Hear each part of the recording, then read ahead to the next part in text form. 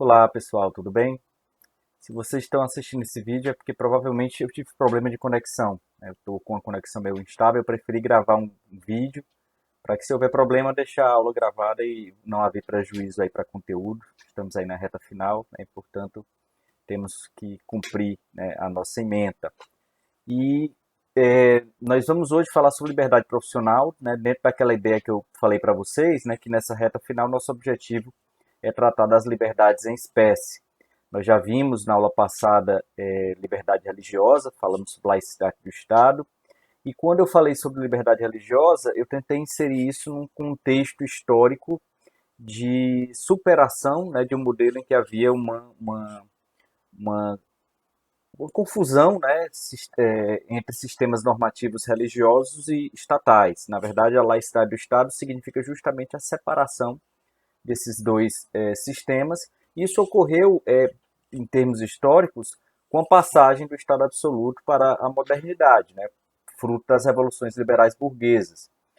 Quando, quando houve as revoluções liberais burguesas, lá na Revolução Americana, Revolução Inglesa, Revolução Francesa, e as primeiras declarações de direitos foram aprovadas, né, com várias reivindicações liberais, né, dentro de uma carta muito focada na liberdade, o propósito central era realmente reagir ao Estado absoluto em várias frentes, em tudo aquilo que se refere à supressão das liberdades. Né? Então a gente tem no campo religioso especificamente, né, um combate estatal a qualquer tipo de religião que seja fora daquela religião aceita oficialmente pelo Estado, uma intolerância religiosa institucionalizada, a criminalização de condutas contrárias aos dogmas da Igreja e quando há a revolução, as revoluções liberais burguesas, a primeira coisa que se pretende,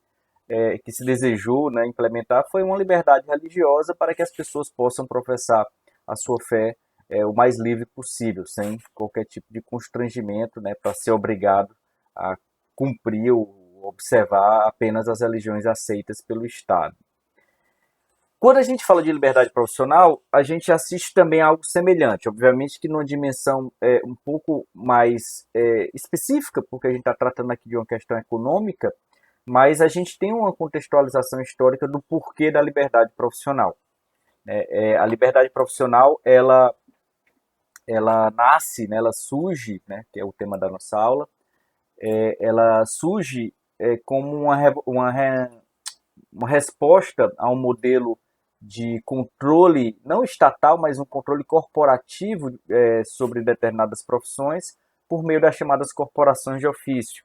As corporações de ofício elas equivalem aos nossos conselhos profissionais no dia de hoje. Né? Isso é até importante dizer porque algumas das consequências, né, da constitucionalização da liberdade profissional vai implicar na análise da validade das restrições estabelecidas por determinados conselhos profissionais. Mas, enfim, o importante é perceber que, na época, né, do feudalismo, né, do Estado absoluto, havia um controle rígido sobre determinadas profissões e, portanto, não havia uma liberdade profissional.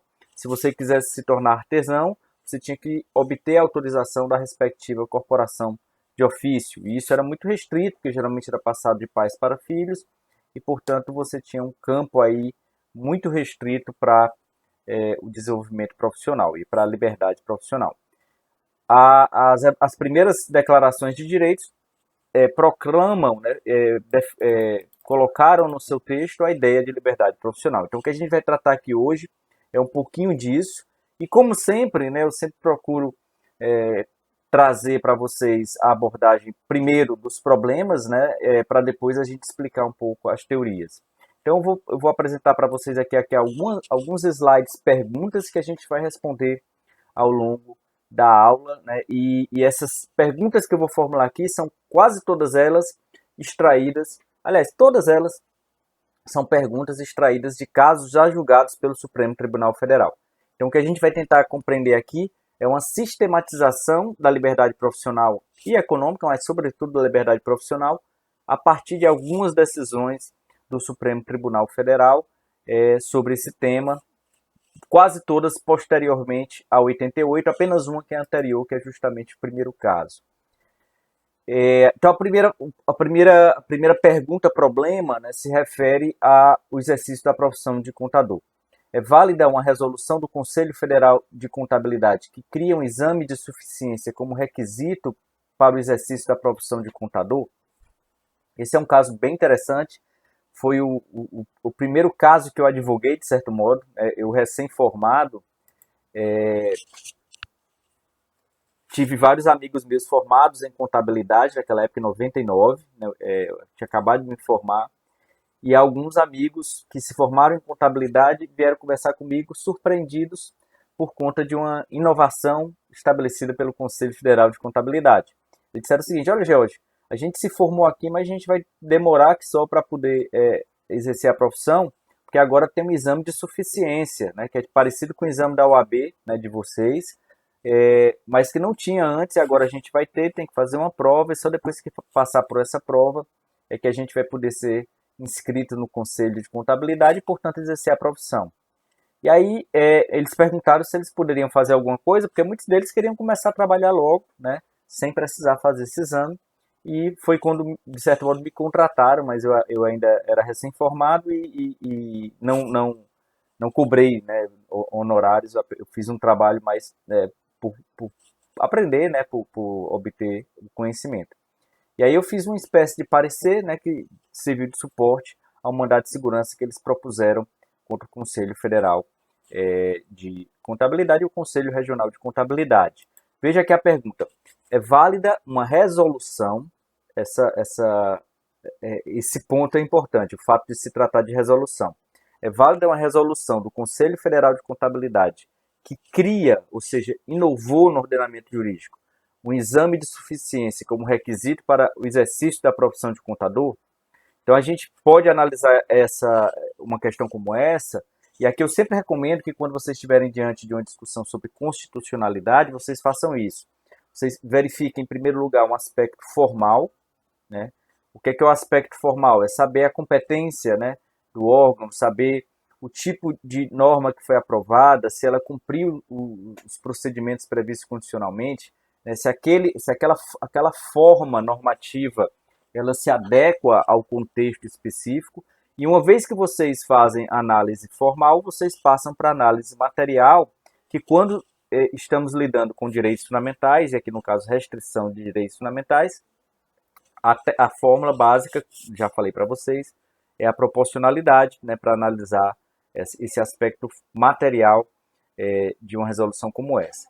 Eu vou já responder essa pergunta, né, já adiantando aqui que ele tem um problema principalmente de conteúdo formal, né, por conta da resolução, mas o objetivo aqui é apenas dizer como se insere o problema da liberdade profissional. Veja bem, aqui a pessoa se formou em contabilidade, adquiriu a qualificação profissional que é exigida para o exercício do cargo, em princípio já poderia começar a trabalhar a partir do diploma, só que se criou um novo requisito para o exercício profissional, restringindo aquela liberdade originária, né, e estabelecendo uma condição que não estava prevista originalmente na lei.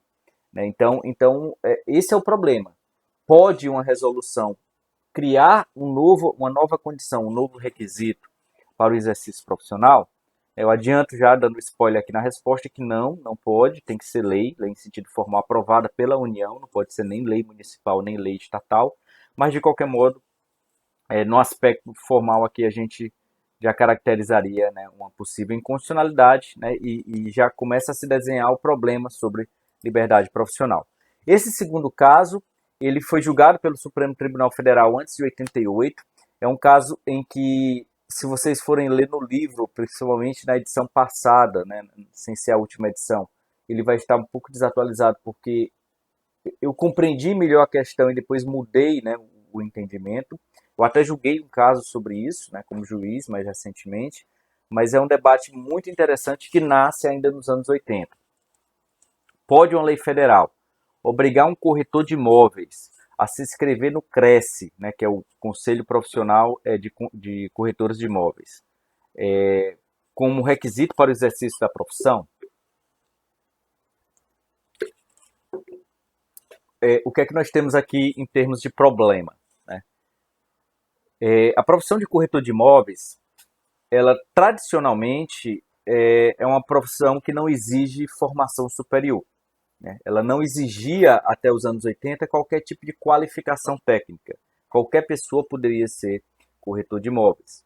Só que a lei estabelecia que, mesmo que você não precisasse de qualquer qualificação técnica, você poderia exercer a profissão apenas se inscrevesse no CRES, no Conselho Profissional. Lá nos anos 90, né, e aí foi por isso, né, que eu me confundi no início, e hoje em dia já a matéria está mais clara para mim. Lá no início dos anos 80, foi submetida a um ADIM perante o Supremo Tribunal Federal contra a lei federal que disse que para você exercer a profissão de corretor de imóveis, você precisava se inscrever no CRES. O Supremo Tribunal Federal, pela primeira vez na história, eu acho que em 86, eu não tenho certeza do ano, mas eu acho que foi em 86, julgou essa questão e tomou a seguinte decisão. Quando você está diante de um cargo que não exija uma qualificação técnica especial, né, quando você não tem uma condição, né, de técnica necessária para exercer o cargo, que até então era a situação do corretor de imóvel, seria inconstitucional obrigar o profissional a se inscrever em um conselho profissional. Em outras palavras, né, deixando aqui bem mais claro, o Supremo Tribunal Federal, nos anos 80, disse o seguinte: como naquela época, para você ser corretor de imóveis, você não precisava de nenhum tipo de qualificação especial, nenhuma formação especial,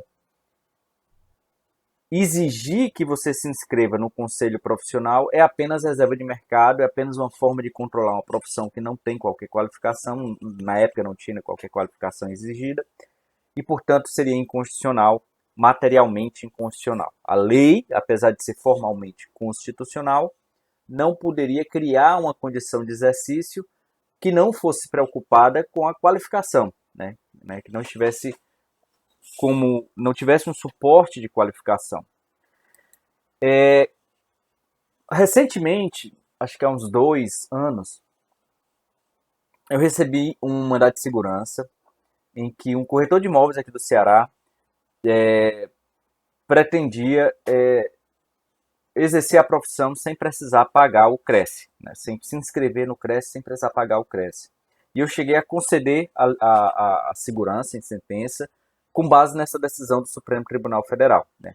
O STF havia dito, né, na época dos anos 80, que como a profissão de contador de imóvel não demandaria qualquer qualificação técnica, você poderia exercer sem precisar se inscrever no CRES. E, portanto, o próprio mercado cuidaria de fazer uma fiscalização da qualidade desse profissional. Em embargo de declaração, ou seja, num pedido de esclarecimento, né, posterior à minha decisão, o Conselho Federal de Contabilidade ele apresentou uma petição explicando todo o contexto da decisão lá dos anos 80, e aí, portanto, eu mudei o meu entendimento, né? Mudei inclusive a sentença. O que é que o Conselho Federal explicou e aí ficou mais claro para mim? Ele disse o seguinte, Dr. George, de fato, lá nos anos 80, quando não havia nenhuma norma exigindo que qualificação técnica para ser corretor, a gente está falando de corretor de imóveis, né, o Supremo Tribunal Federal disse que não precisava se inscrever no CRES. No entanto, os profissionais se mobilizaram perante o Congresso Nacional para mudar a lei que regulamenta a profissão de corretor de imóveis e passar a exigir, desde então, um curso técnico, né? Há um curso, né, de corretor de imóvel que a pessoa precisa complementar, precisa fazer, precisa ser aprovado para poder pedir a inscrição no CRES. Ou seja, passou-se a ter uma condição de exercício, né, uma qualificação exigida para que você seja corretor de imóveis. Nem todo mundo vai poder ser corretor de imóveis. Só quem pode ser corretor de imóveis é quem tiver esse curso. Ou seja, a partir do momento em que a lei criou essa qualificação e essa condição de exercício, você passou desde então a ter uma exigência de qualificação e, portanto, passou a ser devida a inscrição no Cresce, né? Então, hoje o entendimento é que, como para ser corretor de imóveis você precisa fazer esse curso técnico, é necessário, né, para o exercício profissional que a pessoa, que o pretendente a corretor se inscreva, passe no curso, né, faça o curso, seja aprovado, receba o certificado e depois se inscreva se registre, né, no Conselho Federal de corretores de imóveis. Então, aqui é um caso interessante apenas para demonstrar que nesse julgamento do Supremo Tribunal Federal, lá nos anos 80, o Supremo disse o seguinte, olha, a lei federal, ao regulamentar uma profissão, não pode tudo. Ela está limitada, né, pela necessidade daquela exigência. Você restringir excessivamente o exercício profissional apenas para proteger, né, apenas por uma razão de reserva de mercado, não é um motivo legítimo. Né? Então, portanto, analisando a proporcionalidade da lei federal na época que não exigia qualificação profissional, o Supremo, pela primeira vez, declarou a inconstitucionalidade de uma lei federal por restringir demasiadamente a liberdade profissional. Próximo caso é um caso julgado também pelo Supremo Tribunal Federal, dessa vez mais recente, um caso bem interessante. Né? Eu também cheguei a ter casos sobre isso, como juiz, né? Especialmente na execução fiscal. Envolve a profissão de músico, que é uma profissão regulamentada. Tem uma lei federal regulamentando a profissão de músico profissional, e essa lei obriga o músico profissional a se inscrever na Ordem dos Músicos do Brasil como requisito para o exercício da profissão. Ou seja, essa lei ela diz o seguinte: você pode ser músico à vontade, você pode tocar seu violão na sua casa sem problema, você pode tocar seu piano, sua bateria, pode ter uma banda amadora, não há problema, a lei não regulamenta isso. O que a lei regulamenta é aquele que pratica a música como profissão, né? Portanto, tem contratos, e, portanto, dá shows, né? Grava discos, esse é o chamado músico profissional, e a lei, né, que regulamenta a profissão diz que para ser músico tem que ser registrado na Ordem dos Músicos do Brasil, na OMB. Com frequência, nós tínhamos aqui no estado do Ceará, acho que no Brasil todo, né, essa é uma tendência que a gente podia analisar como sistemática no Brasil todo, era frequente o músico estar tocando em um restaurante, por exemplo, uma barraca de praia, uma casa de show. Chegava o fiscal da Ordem dos Músicos do Brasil, perguntava cadê a carteira dele, né, da inscrição. Ele dizia que não tinha, não era inscrito na Ordem dos Músicos, e a partir daí o show era interrompido, o músico era proibido de tocar, e inclusive chegava-se ao ponto de fazer um confisco, né, dos equipamentos de som, para que ele fosse pagar a multa correspondente porque estava exercendo a profissão sem ser registrado na Ordem dos Músicos do Brasil. Essa era uma situação bem complicada. Havia execuções fiscais contra os restaurantes, né, as barracas, que contratavam músicos que não eram registrados na Ordem dos Músicos. Havia execuções fiscais também cobrando multa dos próprios músicos, né, que não tinha registro, até que o debate chegou no Supremo Tribunal Federal. Né. Também vou dar um spoiler, depois eu vou explicar melhor essa decisão. Mas aqui foi um caso recente, né, de 5 anos para cá, em que o Supremo Tribunal Federal analisou também a materialidade, a constitucionalidade material dessa restrição ao exercício profissional. A lei estabelecia uma condição, que era a inscrição na UNB, para você exercer a profissão de músico. Se a gente pegar a lógica do corretor de imóveis, a gente já vai captar a solução. O que é que o Supremo decidiu lá no caso de corretor de imóvel? Ele disse, olha, se você está diante de uma profissão cujo exercício não tem nenhuma necessidade de qualificação técnica, alguma formação, né, você pode ser motorista, por exemplo, sem fazer um curso de motorista. Né? Então, se você está diante de uma situação dessa, você não pode obrigar a pessoa a se inscrever na Ordem dos Músicos, no Conselho Profissional. Então, no caso da Ordem dos Músicos, ocorre mais ou menos isso. Para você ser músico profissional, você não precisa ter formação de músico, né? Você pode ser músico profissional. Muitos, talvez a maioria, 99% dos músicos profissionais no Brasil não são formados, né, na faculdade de música, nem tem cursos, né, formais de música. Às vezes a pessoa aprende sozinha. Portanto, num contexto como esse, o Supremo entendeu, né, que, nesse caso, como não há um requisito de qualificação necessário para exercer aquela profissão, seria abusivo exigir, ou desproporcional, exigir o registro na Ordem dos Músicos do Brasil. Para além disso, né, nós vamos ter um outro debate, que vai ser importante para o próximo caso que eu vou dizer, que é um debate envolvendo um fenômeno chamado concorrência de direitos. A gente falou sobre o fenômeno já ao longo desse semestre, sobre colisão de direitos, né, quando dois direitos fundamentais se chocam, quando, por exemplo, a liberdade de expressão se choca com os direitos de personalidade. Nesse caso, o Supremo Tribunal Federal ele vislumbrou não uma colisão de direitos, mas uma concorrência de direitos. No caso específico, além da liberdade profissional, havia uma outra liberdade que favorecia os músicos que queriam tocar sem precisar se registrar na UMP, que era a liberdade artística. Então, aqui há duas liberdades que concorrem, né, para a mesma solução. Tanto a liberdade profissional quanto a liberdade artística indicam o caminho de que é irrazoável você obrigar uma pessoa a se inscrever na Ordem dos Músicos do Brasil para tocar, né, profissionalmente. Então, a solução, né, então, em síntese, o Supremo Tribunal Federal entendeu que é inconstitucional essa exigência baseada na ideia de proporcionalidade, né, e de ausência de necessidade de qualificação profissional. Além do que, né, e aí vai ter um outro aspecto que a gente vai também comentar mais lá na frente, temos aqui uma questão do risco para a sociedade, o risco profissional.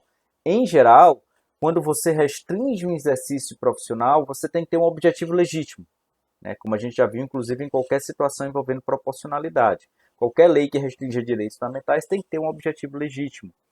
E, no caso da liberdade profissional, um dos requisitos, um dos objetivos mais legítimos para restringir é a proteção da sociedade contra situações de risco.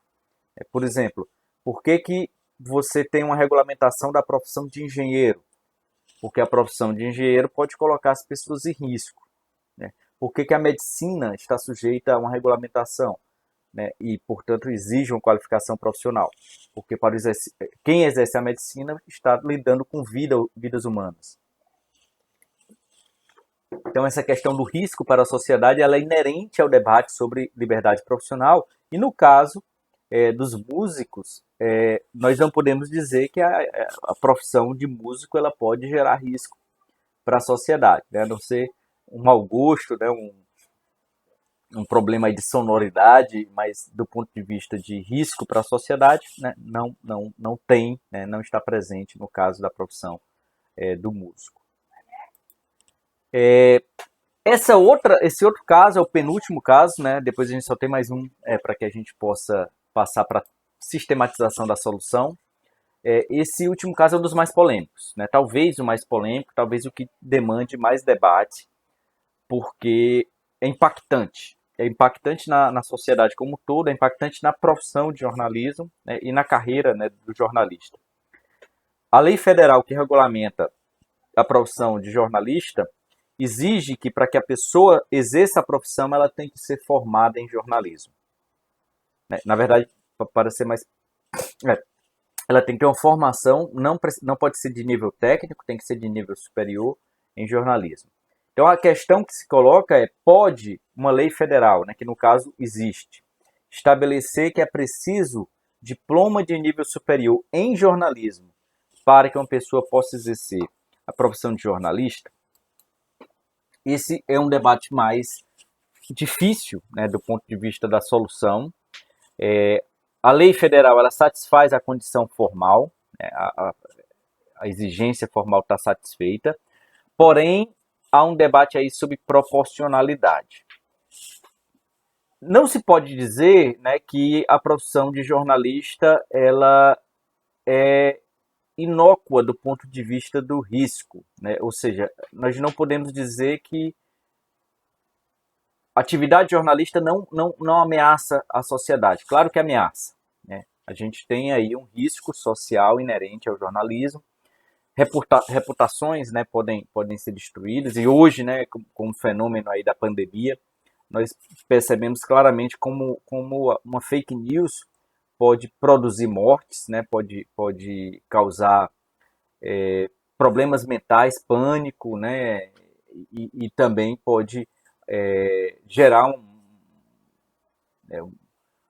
uma maior desobediência às normas de proteção social, né, uma maior não conformidade, não compliance às normas sanitárias e, portanto, ameaçar a sociedade. Então há um risco. A notícia ela tem um potencial de risco tanto para a sociedade quanto para as pessoas individualmente, para os direitos de personalidade.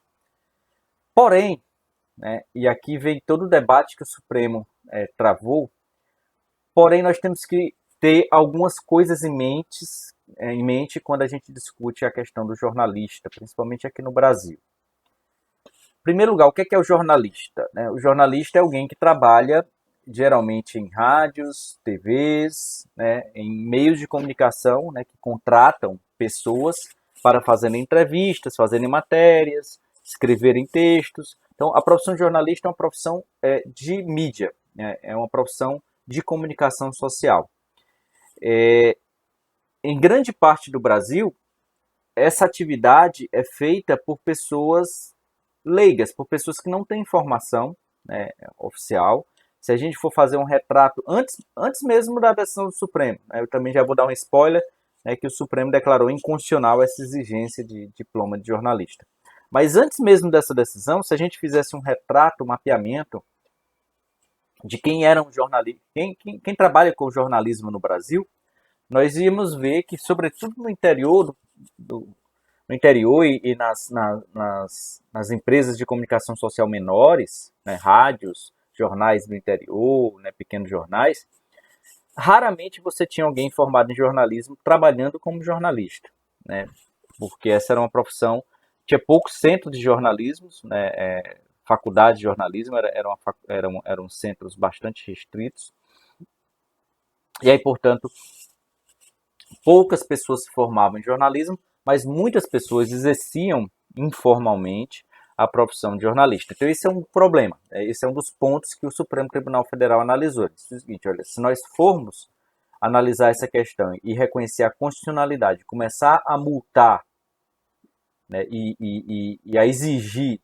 que todo meio de comunicação só contrate jornalista formado em jornalismo,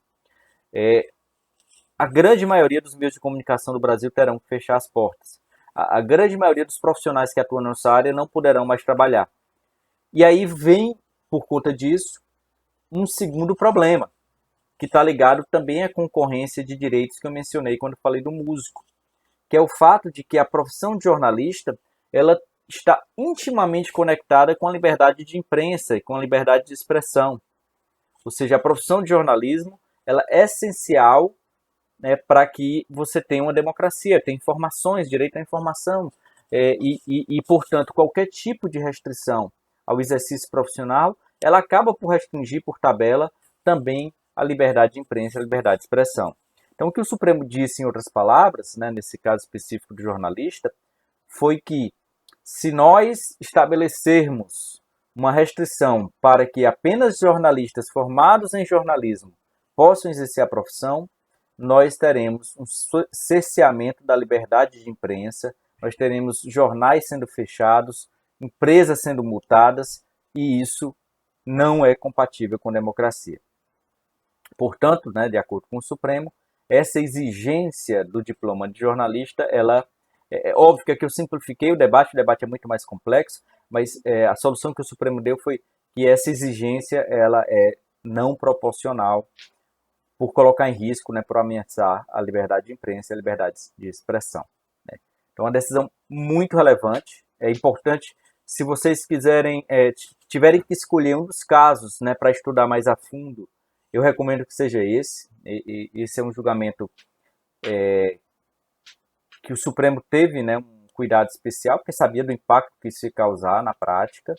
E aí, portanto, de certo modo, isso gerou uma grande revolução na profissão de jornalista, porque a partir daí, né, as empresas passaram a contratar tranquilamente, né, jornalistas sem precisar exigir o diploma. Isso enfraqueceu a profissão, né, de certo modo, não, enfraqueceu a profissão, e até hoje há uma batalha dos jornalistas para que se recupere, há inclusive projetos de emenda constitucional para mudar, né, essa discussão.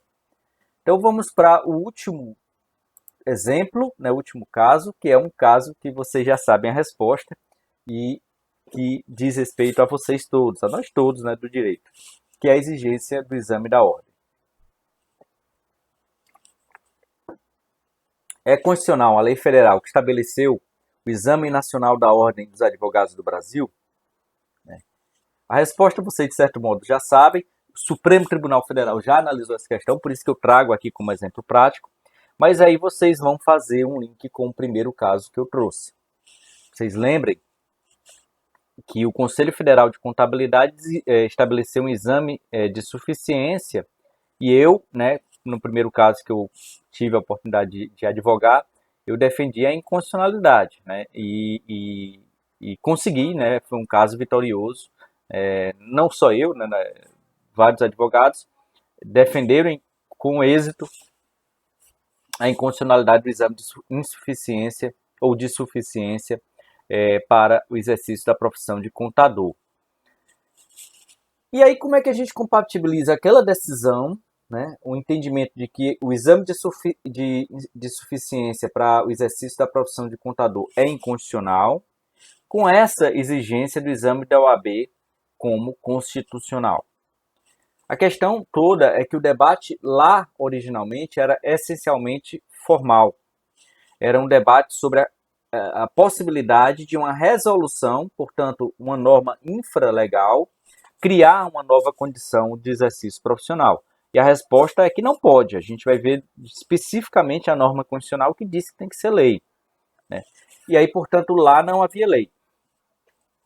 A partir de 2011 ou 2012, foi aprovada uma lei regulamentando a profissão de contador, passando a exigir o exame de suficiência para você ser contador. Então, hoje, o exame de suficiência para ser contador, equivalente ao exame da ordem, né, para ser advogado, é válido, né? Hoje tem exame de suficiência. Mas por quê?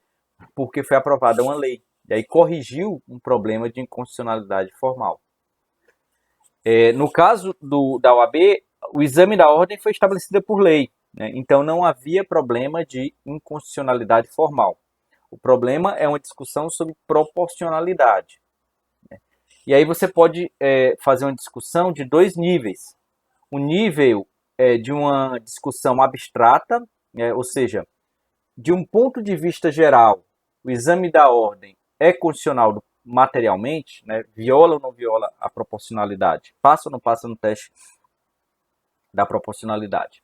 A resposta que eu daria e que o Supremo deu, né, é que o exame da ordem é constitucional, né, nesse conceito mais geral e abstrato. A profissão de advogado, ela pode colocar em risco, né, a sociedade, pode colocar em risco a liberdade, a vida, o patrimônio, a família de seres humanos. Portanto, o mal profissional de advocacia ele é uma séria ameaça aos direitos, né, das pessoas, né, e portanto à sociedade. E portanto é necessário, é válido que você estabeleça condições de exercício.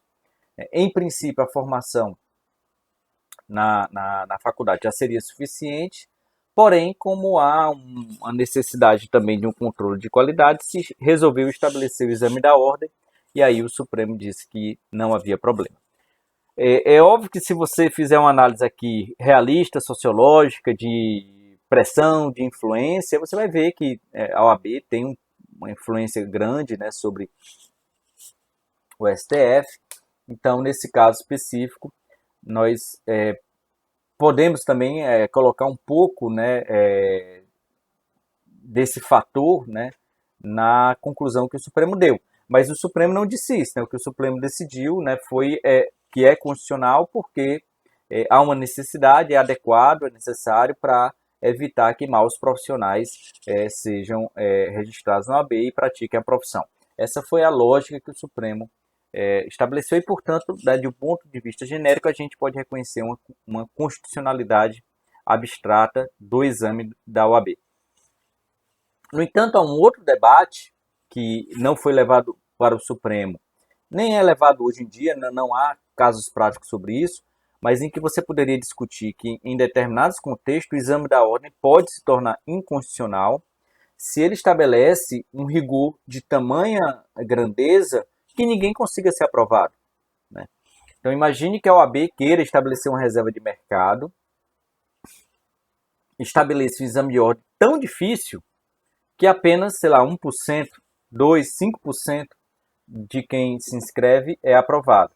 Num contexto como esse, nós poderíamos entender que, na prática, aquele exame em concreto estaria restringindo excessivamente a liberdade profissional. Porque o exame da ordem não tem o papel de selecionar os melhores.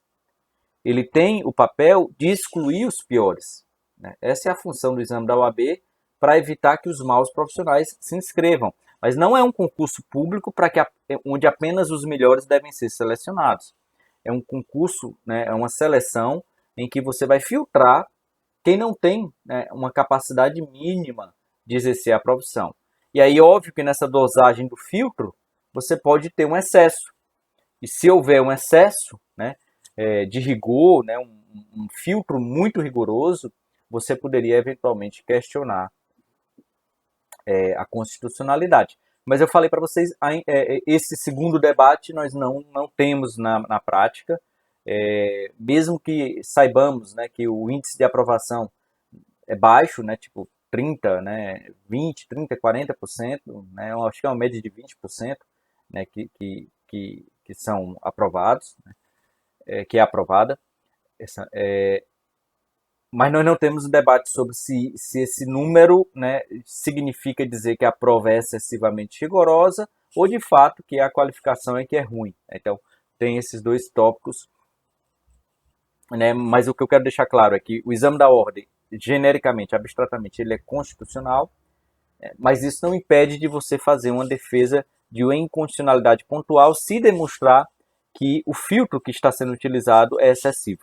Então, é importante perceber isso porque existem dois debates sobre proporcionalidade. Uma proporcionalidade quando você analisa a norma de um modo abstrato, e aí, portanto, é uma análise um pouco mais de deferência, né, ao legislador, de acreditar portanto, de dar um crédito ao legislador. E nesse outro caso seria uma análise não da norma em abstrato, mas de como essa norma está sendo aplicada, de como a OAB estaria utilizando a possibilidade de fazer o exame da ordem para estabelecer reserva de mercado. Então, um debate diferente, mas ainda assim bem interessante. Então, vamos agora para a parte normativa, né? Os dois dispositivos constitucionais, né, que tratam da liberdade profissional, e no caso do artigo 170 da liberdade econômica, está lá no inciso 13 do artigo 5º e no parágrafo único do 170. O artigo 5º diz: é livre o exercício de qualquer trabalho, ofício ou profissão, atendida às qualificações profissionais que a lei estabelecer. O artigo 170 diz: é assegurado a todos o livre exercício de qualquer atividade econômica, independentemente de autorização de órgãos públicos, salvo nos casos previstos em lei. Então, são duas normas muito importantes, são muito semelhantes na sua estrutura, né, na sua forma, né? Inclusive, a gente vai falar daqui a pouco que ambas, né, têm a mesma classificação de efetividade, de eficácia, em termos de norma de eficácia contida, plena, aquela classificação de Afonso da Silva que a gente vai tratar daqui a pouco. Só que elas elas tratam de dois aspectos que se correlacionam, mas são diferentes. O artigo 5º é a liberdade profissional. O artigo 170 é a liberdade econômica. Atividade econômica. Então vamos passar para tentar entender o que é que esse dispositivo estabelece. Tratando da liberdade profissional, o que é que nós temos? Nós temos que se trata de uma norma de eficácia contida. O que é que significa isso na prática? Fazendo um retrospecto da classificação das normas constitucionais de acordo com a teoria de Zé Afonso da Silva. Isso é importante porque a forma como você vai aplicar a norma vai depender do tipo de eficácia que você extrai dela. Nós temos norma de eficácia plena e aplicação imediata, né? Não depende de lei, seus efeitos podem ser aplicados diretamente, sem precisar de qualquer tipo de norma. Enfim, seriam normas autossuficientes, digamos assim. Nós temos as normas de eficácia limitada, que são as normas que não são autossuficientes. São normas que dependem de uma intervenção legislativa para serem aplicadas. Então, por exemplo, se a lei diz, né, a lei regulamentará o Código de Defesa do Consumidor. Para você ter um Código de Defesa do Consumidor, você vai precisar da aprovação da lei.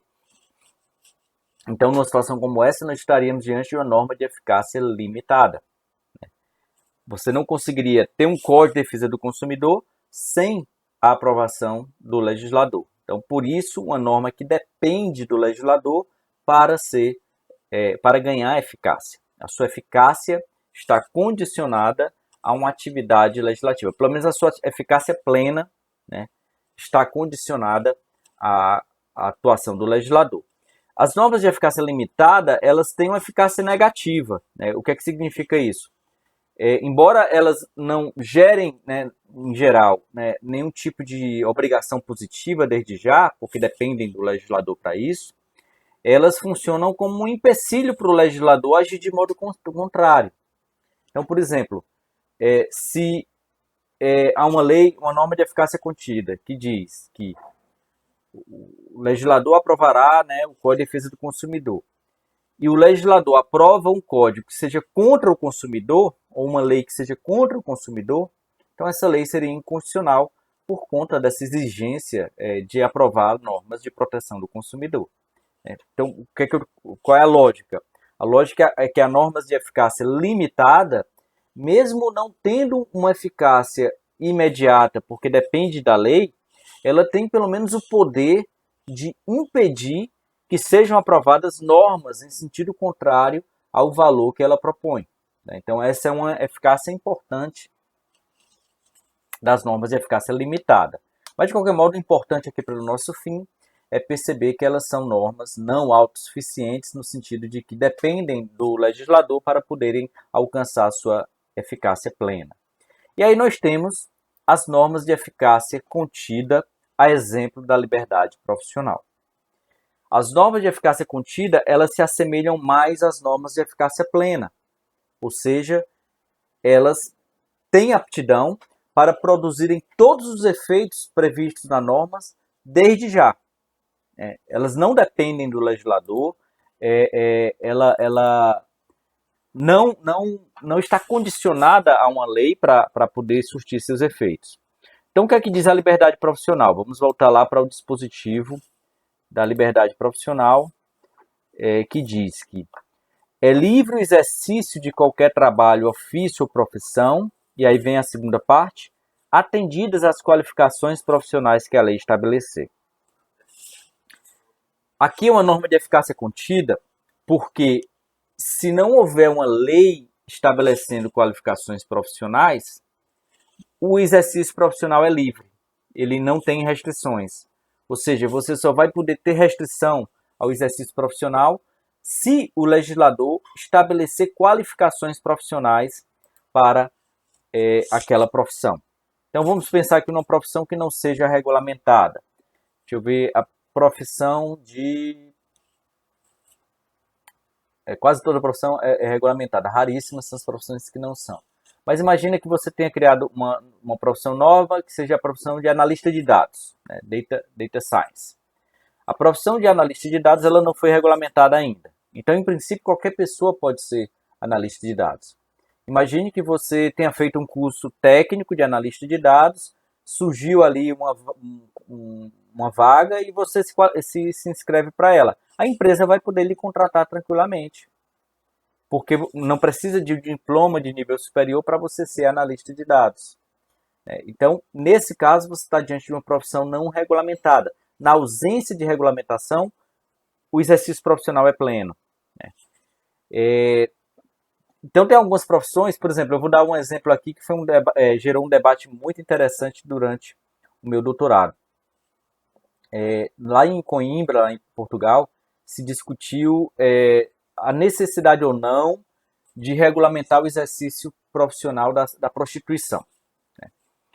Esse é um debate interessante, né, do ponto de vista social, jurídico, ético, moral, mas o que se colocou, né, lá no início do debate, era que era necessário regulamentar a profissão de prostituta, da prostituição, né, homem e mulher, para poder para que o exercício profissional possa ocorrer livremente. Se colocou esse ponto de partida, né, alguns alunos, algumas pessoas que participaram do debate colocaram essa premissa. Não, nós somos a favor da regulamentação da atividade profissional da prostituição para que eles possam exercer a sua profissão livremente. Nesse ponto eu fiz a objeção. Né? Uma objeção constitucional, mas depois eu fiz um complemento sociológico, meio que aderindo à tese deles. Mas a objeção constitucional é que está errado esse raciocínio.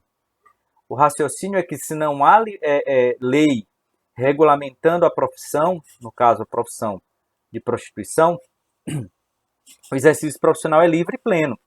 Você pode exercer ele sem qualquer tipo de restrição. Então, hoje não há regulamentação da profissão de prostitutas, né, prostituição, então você pode exercer a profissão, né, livremente, sem qualquer tipo de embaraço. Essa é a lógica. Né? Na verdade, toda vez que você restringe, que você regulamenta uma profissão, você está, a rigor, restringindo, né, o exercício profissional.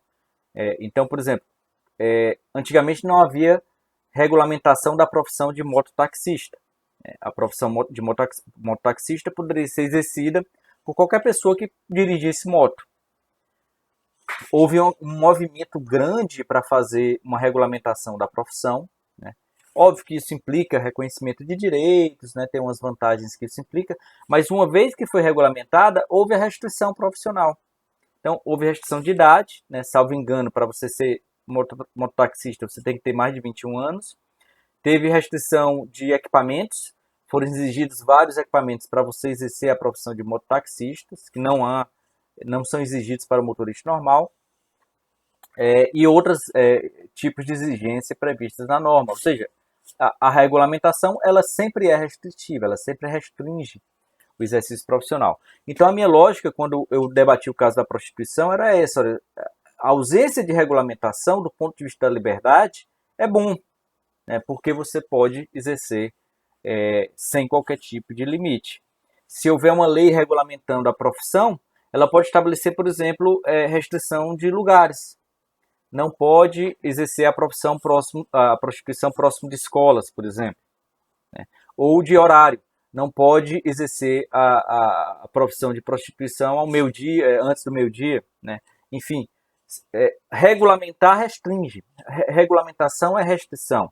Então, a ausência de regulamentação, quando a gente está diante de uma norma de eficácia contida, significa dizer que você tem mais liberdade. Esse é o pressuposto. Porém, né, há um debate de cunho político e sociológico que exige um tratamento, uma mudança, né, e um entendimento diferenciado especificamente em relação à prostituição. Depois eu escrevi até um artigo sobre isso, defendendo que, mesmo nesse caso, a regulamentação é importante para a proteção da liberdade. É que quando você não tem uma regulamentação, sobretudo para profissões estigmatizadas, como é o caso da prostituição, o preconceito acaba por restringir a liberdade profissional. Né? E também autorizar um tipo de violência simbólica e real pela percepção, né, pela aquela ideia que se tem de que se a profissão não é regulamentada, ela não merece ser reconhecida.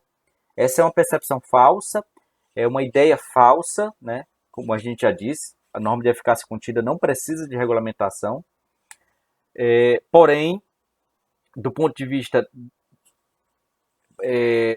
político, né, e de reconhecimento, né, simbólico, quando você regulamenta, você acaba mudando a atitude, por exemplo, da polícia, né? Hoje, como não há uma regulamentação da profissão de prostituição, a polícia se sente à vontade para, por exemplo, reprimir, né? O que é errado, né, do ponto de vista da prática policial, porque não é ilícito, não é crime, e não há restrição, porque não há regulamentação. Porém, como isso ocorre na prática, talvez a regulamentação aumentasse o status, diminuísse a violência e, portanto, melhoraria as condições para o exercício da liberdade profissional, naquele caso específico. Então veja aqui que o fato de você ter uma norma de eficácia contida, né, não significa dizer que a regulamentação é desnecessária sempre. Né?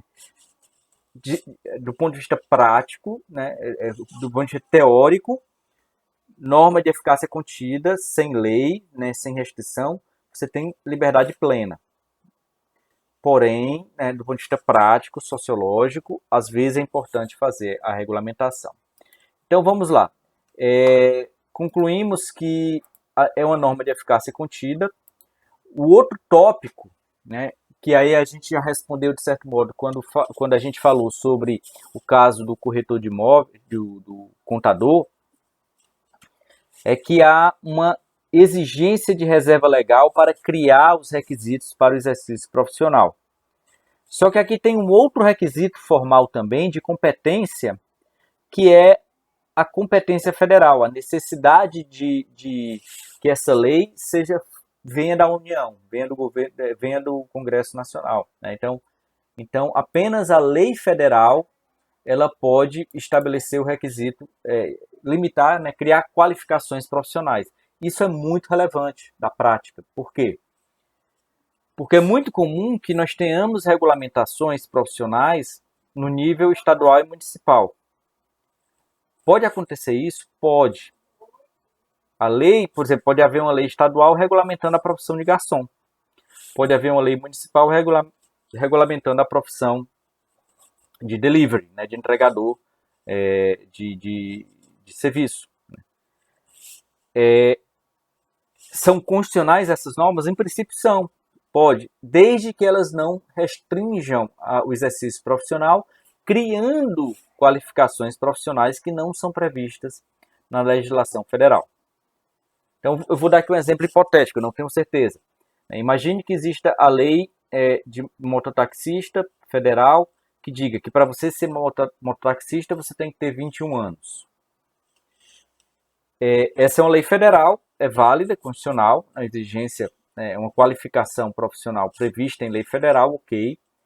Imagine que venha o legislador municipal e diga que, além de você ter 21 anos, você tem que fazer um curso que seja carimbado pelo município. Você tem que ter uma licença municipal específica, né? E se essa exigência não estiver prevista na lei federal, então essa lei municipal é inconstitucional, porque aí sim ela criou uma qualificação não prevista na lei federal. Mas a lei municipal ela pode, por exemplo, criar direitos.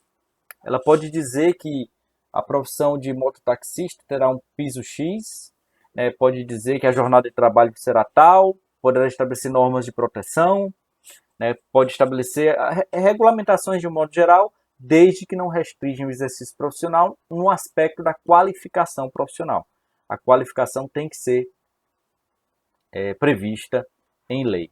Então, isso é o que diz esse segundo tópico, né? Necessidade de lei federal para criar requisitos para o exercício profissional.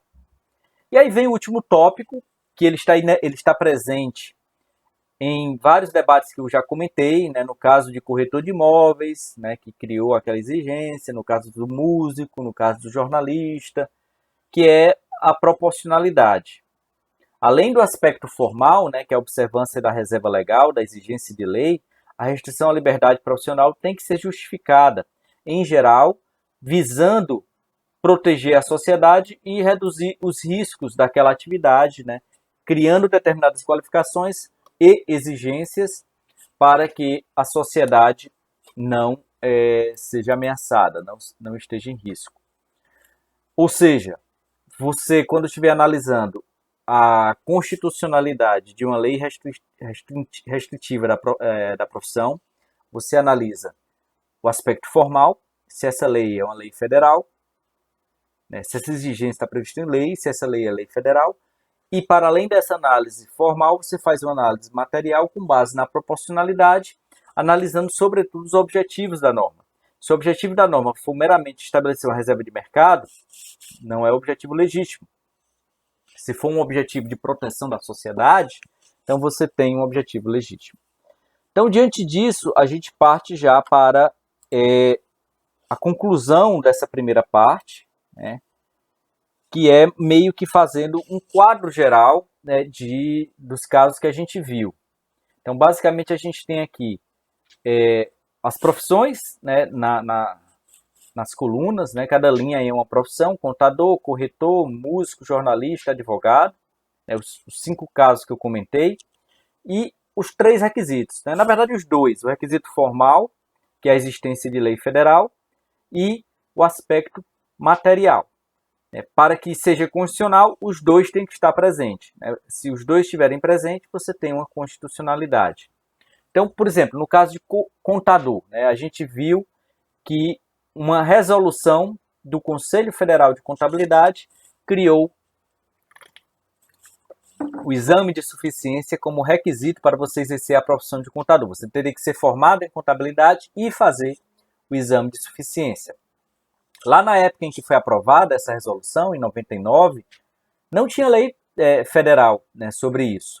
Então, portanto, numa situação como essa, não é constitucional por problema formal, né? Então, o problema do primeiro caso é a ausência de lei federal. Resolução não pode criar qualificação profissional. E aí, nesse caso, a análise da proporcionalidade está prejudicada. Em relação ao corretor de imóvel, todos os outros casos, na verdade, né? Corretor, músico, jornalista, advogado. Todos esses casos a gente está falando de situações em que há uma lei federal criando uma qualificação ou estabelecendo um requisito para o exercício profissional. No caso do corretor de imóvel, o Supremo Tribunal Federal entendeu, o requisito, né, que ele exigiu era a inscrição no CRESSE, né? Eu coloquei CRC aí, mas na verdade é CRESSE. Inscrição no CRESSE para exercício da profissão de corretor. Quando o Supremo analisou isso, diante de um cenário em que não havia qualificação profissional exigida para você ser corretor, o STF concluiu que não era proporcional, né? Que não era proporcional, porque aquela atividade poderia ser exercida por qualquer um. Se pode ser exercida por qualquer um, não precisa se inscrever no conselho profissional. Porém, né, e aí por isso que a gente vê aqui um não sim, né, porém houve uma mudança na legislação que regulamenta a profissão de corretor de imóvel, passando a exigir o curso técnico em corretor de imóvel, em corretagem, para que você possa se inscrever no CRESSE e, portanto, exercer a profissão. Depois que isso foi feito, depois que se criou essa qualificação, aí sim a gente pode entender como constitucional a exigência da inscrição no CRESSE. Em relação aos músicos, a gente viu que há uma lei federal dizendo que para você ser músico você tem que se inscrever na UMB, só que nesse caso nós temos um problema de proporcionalidade. Primeiro porque a atividade não gera risco para a sociedade, né? Não há uma necessidade de criar um requisito capaz de ameaçar, né, a saúde, talvez o bom gosto, como eu falei, mas um músico, de um modo geral, ele não é uma ameaça à sociedade. Não há uma qualificação profissional para ser músico profissional. A lei não exige que para você ser músico profissional você tem que ser formado na faculdade de música. E além disso, nós temos uma concorrência de direitos na medida em que a atividade de músico ela está inerentemente relacionada à liberdade artística. E, portanto, de acordo com o Supremo Tribunal Federal, fazendo a conclusão desse caso, não há constitucionalidade por todos esses motivos, né? Ausência de risco, ausência de qualificação profissional e concorrência de direitos, algo semelhante ao do jornalista, né? A conclusão, na verdade, do jornalista veio antes do que a do músico. Primeiro o Supremo decidiu o caso do jornalismo, né, que a lei exige que para ser jornalista tem que ser formado em jornalismo, e depois analisou o caso dos músicos. Mas no caso dos jornalistas tem uma lei federal que também foi reconhecida como inconstitucional por falta de proporcionalidade. Esse caso é um pouco diferente da do músico, porque tem um risco, né, para a sociedade, a profissão de jornalista, porém, nesse caso, a liberdade de expressão, né, foi o fator preponderante. A liberdade de imprensa e de direito à informação foi o fator preponderante diante de um cenário em que você poderia inviabilizar o exercício profissional de uma grande quantidade de pessoas, ameaçando a própria democracia, no sentido de que muitos meios de comunicação não poderiam continuar funcionando, a não ser se contratasse jornalistas, o que iria encarecer a atividade, além do que iria tirar, né, da profissão muitos bons profissionais, né, que não são formados em jornalismo.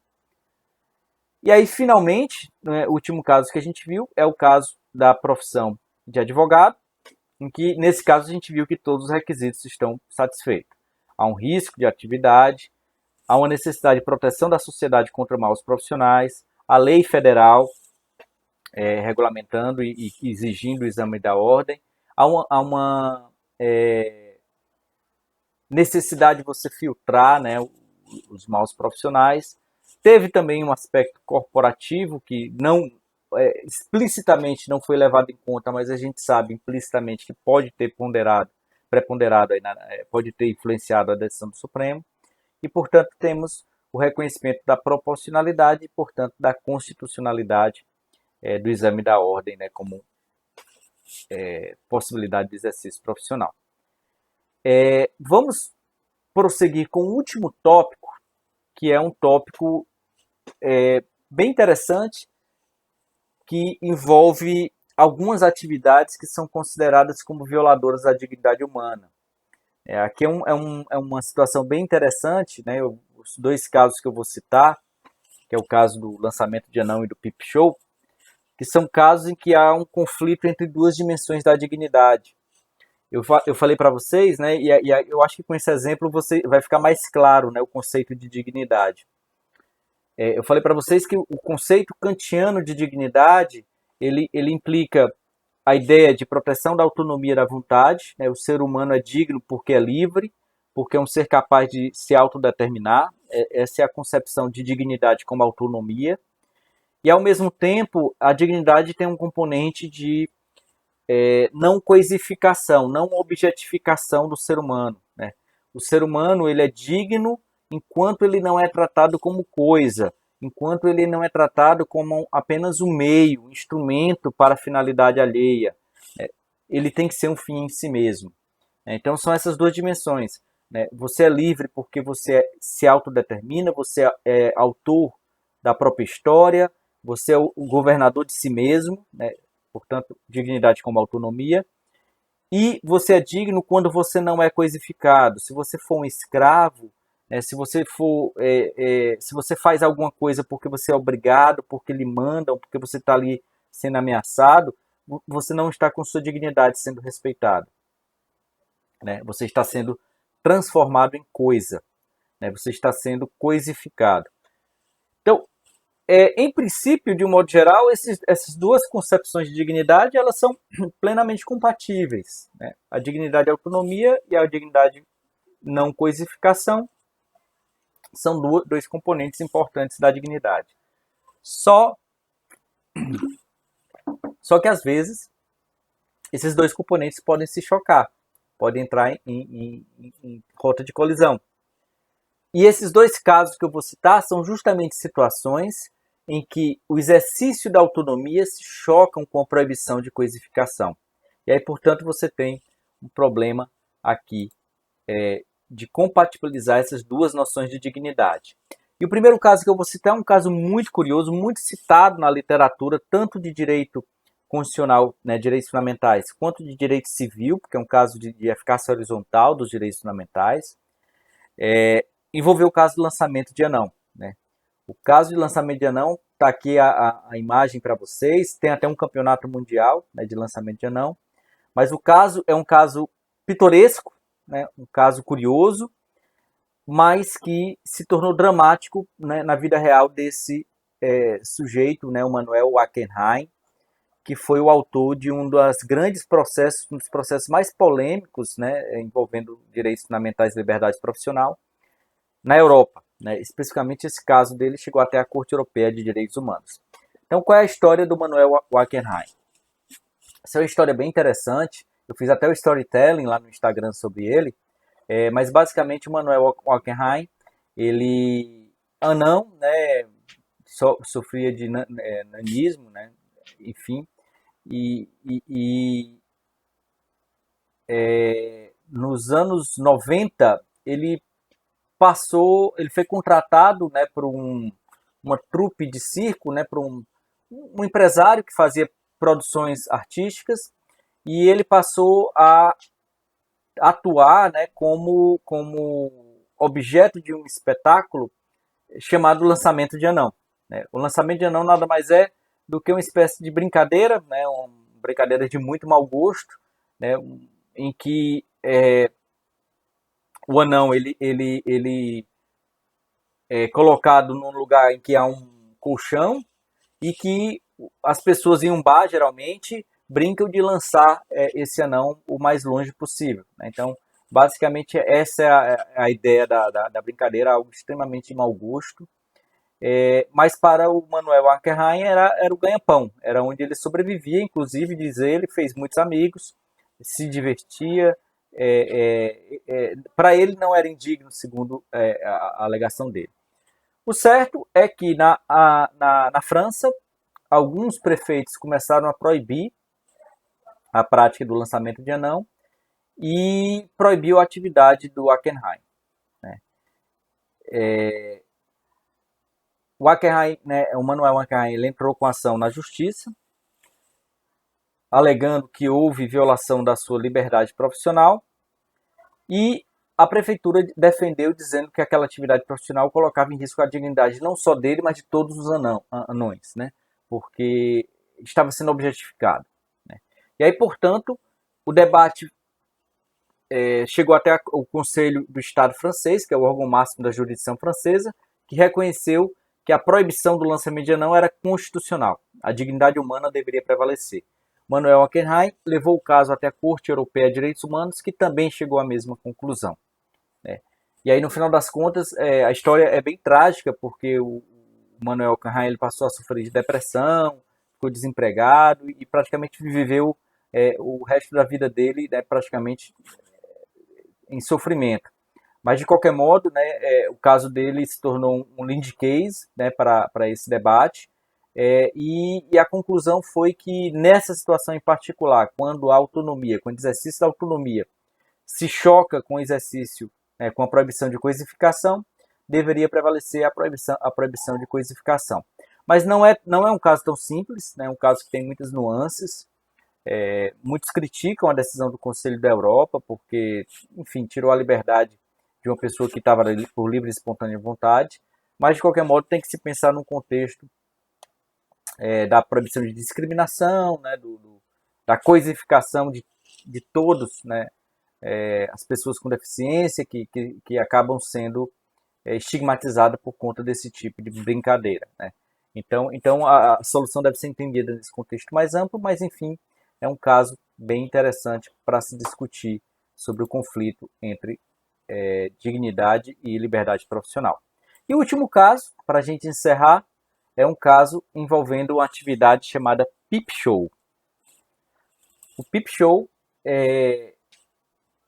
se vocês tiverem a curiosidade de pesquisar, é algo bem emblemático. Né? Eu tive a oportunidade de conhecer, de certo modo, de passar pela frente de quando eu fui na Holanda. Né? Lá tem uma rua de prostituição liberada, né? Regulamentada, e eu passei lá pela manhã, né? Apenas como turista. Né? E não entrei na cabine, mas tive uma noção de como funciona. Você conseguia ver, né, inclusive de longe, pela calçada, as cabines com as mulheres dentro. Basicamente é um aquário, né, de proporções pequenas, né, de 1 por 1 metro, né, fechada com vidro, em que fica uma mulher dentro dançando e tem um taxímetro, tem um cronômetro. Você vai colocando a moedinha, o cronômetro dá o crédito, e aí, portanto, enquanto tiver crédito, aquela mulher fica dançando para você. Basicamente, esse é o Peep Show. Na Alemanha, que foi onde o caso surgiu, na Holanda é ok, na Holanda é regulamentado o Peep Show, é regulamentada a profissão, né, dentro de um determinado local, né, portanto é uma regulamentação restrita a uma determinada área. Na Alemanha, havia a regulamentação do striptease, né, ou seja, você poderia ter uma boate de striptease com autorização do município, mas uma dessas boates pediu para explorar o Peep Show.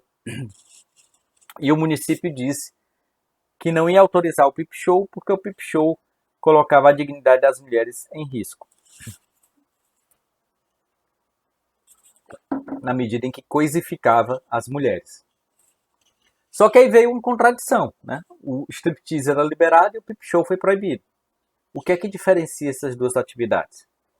Esse caso chega até a Corte Constitucional Alemã, né, que tem que analisar se há alguma diferença, né, entre o Peep Show e o striptease.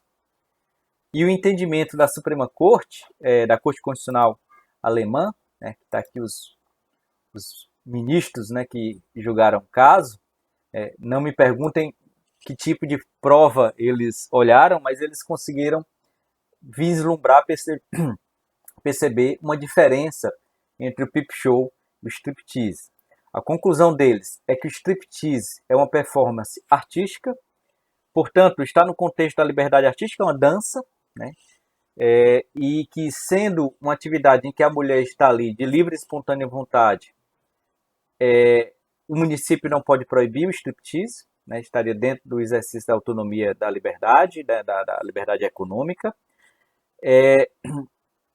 desde que as mulheres queiram, né? Desde que sejam adultas, estejam ali por livre e espontânea vontade, manifestação autêntica da autonomia, como a gente já vem falando ao longo das aulas, enfim. Então, o striptease ok, porém, o Peep Show não. Segundo a Corte Constitucional Alemã, o Peep Show ele tem uma natureza distinta, né, da do striptease por conta da inerente coisificação da mulher. A mulher ali não está como uma performance artística, mas como tem um cronômetro, como tem um aquário, como tem ali uma jaula, uma gaiola, acaba que a mulher é coisificada segundo a Corte Constitucional Alemã. Então aqui esse caso é interessante para vocês perceberem essa diferença. Também é passível de crítica nessa análise, enfim, eu simplifiquei aqui apenas para que a gente possa ter uma compreensão geral do julgamento, mas a ideia é que quando você está diante de atividades que coisificam o ser humano, não, então você relativiza a autonomia profissional, a autonomia privada, para proteger, né, a dignidade contra esse processo de coisificação e estigmatização. Né? No caso do Peep Show, assim como no caso do lançamento de Anão, não era apenas a dignidade de um ou de outro, né, que estava sendo violado, mas sim a dignidade de todos os membros daquele grupo, né, das mulheres, no caso do Peep Show, dos anões, no caso do lançamento de Anão. Né? Então, fica aqui essa conclusão, né, mas esse é um tema bem rico, um tema que entra outros temas também, né, a questão de luta, tem no direito penal tem um princípio do consentimento do ofendido, né, que entra nesse debate aí também, mas enfim, o importante aqui é perceber que a liberdade profissional ela é um direito fundamental, ela é uma norma de eficácia contida, na ausência de lei prevalece a liberdade, mas em alguns casos, né, para a proteção da dignidade, você pode estabelecer algumas restrições quanto a isso. Um detalhe, só uma curiosidade, aqui no Brasil, se vocês pesquisarem no STJ, vocês vão encontrar decisões semelhantes à do lançamento de Anão em relação a propaganda, a programas de TV que exploram, né, as mazelas humanas como hábito, né, como parte, né, da programação. E eu acho que ocorreu isso no programa do Ratinho, né, que foi objeto de uma ação civil pública que chegou até o STJ, e o STJ, de fato, julgou a favor do Ministério Público, proibindo o Ratinho de explorar, né, de ter quadros, né, que explorem as mazelas humanas, né, como forma de atrair audiência. Né? Então é algo semelhante ao caso do lançamento de Anão, em que a liberdade, nesse caso a liberdade de expressão, ela de imprensa, ela é restringida para proteger a dignidade.